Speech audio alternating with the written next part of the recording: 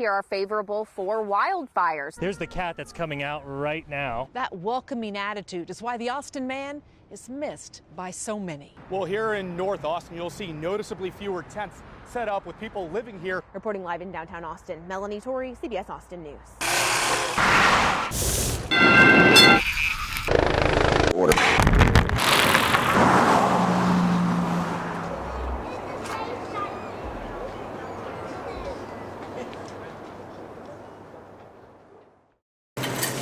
It's kind of like a guessing game. Julia Allen has ditched dairy. Instead, she's doing her homework. It's a lot of reading labels. On all these non-dairy, plant-based options. DHA, I don't know exactly what that is. Omega-3s, I would have to look that up. Vitamin B12, I know that's good for you in some way. It's easy to see why the hunt for a milk alternative can be bewildering. What about this one? What are the ingredients? Okay, let me research. Julia finally picked a pea-based milk, but admits I don't even know what is actually in this milk. what dietitians know is that there are a lot of confused shoppers. So many misconceptions. Adrienne Paxoza warns against automatically assuming a glass of plant-based milk will give you the same nutritional value as cow's milk. Just because I saw it on Instagram doesn't mean it's backed by science, backed by research. The best advice from registered dietitians is not to be swayed by trendy marketing claims on the packaging.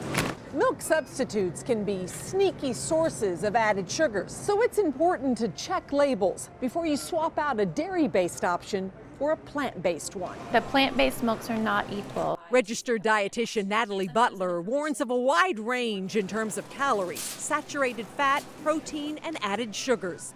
Many plant-based milks also contain gums to create that milk-like consistency, but they can also upset stomachs. It can feel like a big struggle to try to determine the best plant-based milk for you because that aisle is so huge now.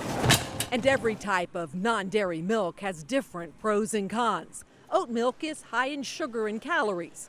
Almond milk is low in calories, but also low in protein. Rice milk also doesn't have much protein, but it's a good choice for people with allergies. On the other hand, soy is a common food allergy, but experts say soy milk is nutritionally the best milk alternative. Regardless of what type you drink, dietitians say get it unsweetened and try to keep the ingredient list short. If it's a 30 ingredient list, I'm probably not going to choose that either. So what about Julia's choice of a pea-based milk? Experts rank it right up there with unsweetened soy as being one of the best milk alternatives. Hopefully this works out. Betty Cross, CBS Austin News. It's really important that you can get out of a chair. Archer Hadley has cerebral palsy. Nice, and then roll. Physical therapy. It's gonna end, and like I said, I'm probably gonna turn into a pretzel. Nice. Has been a big part of his life for all of his 20 years. So has his therapist, Carol, but... 7. I'm definitely sad.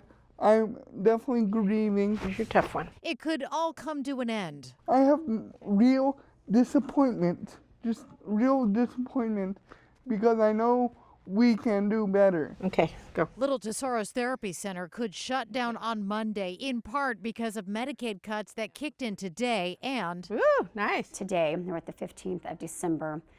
We have yet to be paid for anything at all in November. Donna Smith owns Little Tesoros. She says the health insurance companies in Texas's privatized Medicaid system called Managed Care slowed payments to a trickle months ago. To be really frank, what we're dealing with is I just can't pay people. Archer's mom, Barbara, has dealt with Medicaid and private insurance, and the cuts are a big blow to the people who need it. If you can't pay your therapist and you can't pay your rent, then you can't provide services to people like Archer. Archer, a sophomore at UT, has big dreams. I have aspirations of running for political office and being a leader in our state or potentially our nation. 1, 2, 3, go!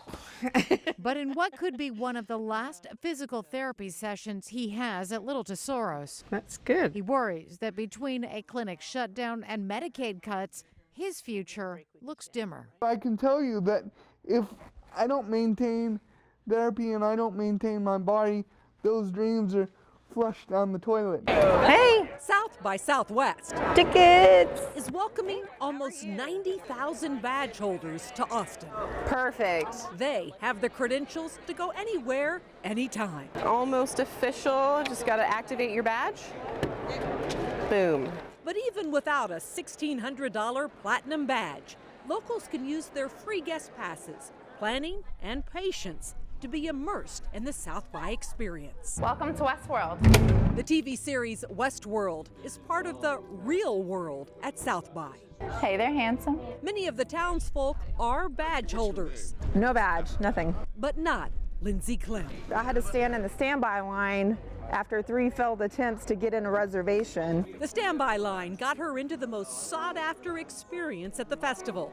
But she says there are other ways to enjoy it without spending a cent. You can get a local guest pass that lets you into certain events, but a lot of other events you can just RSVP and you don't need anything to show up. Ready Player One is the other hot ticket at South by, but there's a good chance if you get in line, you'll get transported inside. This immersive experience rewinds and takes guests back to the 80s, the heyday of arcade games like Donkey Kong. From the DeLorean to the Iron Giant, this is a 2-story takeover of a city block and a rare chance to become an active part of Steven Spielberg's new film. You just get in line like any other guy with a badge and come in. Joey Hernandez waited less than an hour to experience the virtual reality of Ready Player One. It's great. I love it. There's proof at almost every event, film, and concert that South by can be budget friendly. This is really cool. I want to meet a cowboy and get lost in the town. Betty Cross, CBS Austin News. Shoneman sat down with Queller about his struggle to pick up a guitar in his big return to the music scene. I got your back, heart attack kid. For the first time in nearly 6 years, Ben Queller is sharing brand new music. Stand up and come to your senses. I'm almost like starting over in a lot of ways, you know. I've been gone for so long. The reason behind his abrupt departure from the music scene, It's kind of horrible. only recently shared publicly. 2, 3, 4. Queller says a vacation to New Mexico nearly killed his entire family. We stayed in a little cabin, and in the middle of the night, my wife Liz got up and said, Ben, get up. Something's horribly wrong. I feel horrible. And I stood up and collapsed to the ground. A wall heater leaking carbon monoxide poisoned all of them. It was just the scariest night of my life. First responders telling Queller that he, his wife, and their 2 kids were 15 minutes away from never waking up. That's really where this all started, of me going away, because after an experience like that, we all got back to Austin. All of us, we were like zombies, you know. I call it mush brain. Queller's passion and love for music, gone. I really got depressed, and so I was dealing with that. Weeks turned into months, months turned into years, and then before you know it, Nearly 6 years passed. I'll be walking down Congress, and someone will come up to me and be like, oh my God, Ben Queller, dude, what's up? Like, where have you been? Like, Last year, a call from a friend sparked what he calls his rebirth, getting back in the studio for the first time. It doesn't matter what you did. Stand up. the first chords, it makes me want to tear up. And I was like, wow, okay, like, maybe I can do this recording thing again. I got your back, heart attack kid. And he did, cutting an entire album's worth of new songs. Now, Queller and his bandmates What you did. getting ready to hit the road with some of the strongest music of his career. The hibernation's over. Like a line out of one of his classic songs. I've come full circle. Queller finding his purpose again. I've come full circle. In Austin, Courtney Shoneman, CBS Austin News. A bad situation for 29 cats has just become much worse. Today, these adult cats and some kittens were transported from Williamson County to Austin Pets Alive. They're coming directly from a hoarding case. A Round Rock woman surrendered the cats earlier this week, which allows her to avoid prosecution. Her neighbors actually called and reported her house for hoarding because they smelled it from their own house. And then the conditions inside were found to be just completely unacceptable. The Williamson County shelter didn't have enough space for the cats. And Austin Pets Alive is being forced to keep them in a conference room. We have set up this pseudo adoption center, this emergency adoption center in our large conference room because our shelter is full, both for cats and for dogs. Here we go. Krista Waltrip hoped the cats could be adopted quickly. And at first glance, that looked likely. I'm surprised at how, all in all, good they look, but they're still going to require treatment, most of them for at least upper respiratory infections. But this afternoon, those infections proved to be more serious than originally thought. The cats were put in quarantine after tests revealed they have calicivirus, a respiratory infection that can be deadly.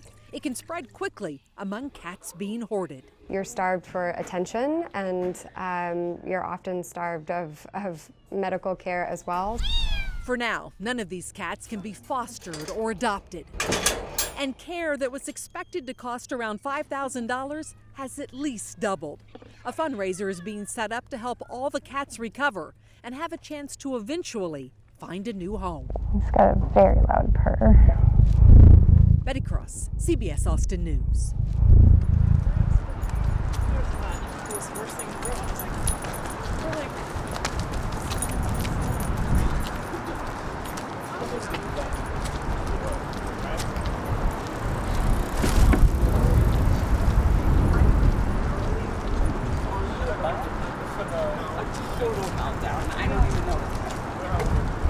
I don't want to put that on the back. It'd be hard to get in and out. Will just be an extra seat. And we don't really have a waiting. We don't really have a waiting time.